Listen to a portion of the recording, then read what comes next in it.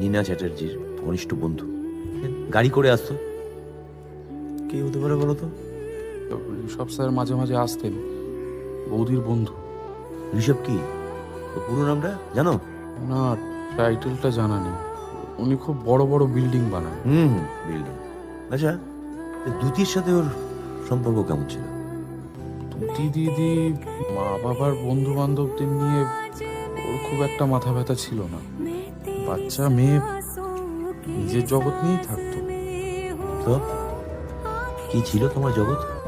School, আমার বন্ধুরা, piano class, tennis. Good morning Ranajoy দা। গুড মর্নিং দিদি। বলছি শোনো না, আজ এসাকে পিক করবো কিন্তু। ঠিক আছে, চলো উঠে পড়ো। তুমি কিছু খেয়েছো দিদি? খেয়েছি, চলো। বাই হরিদা।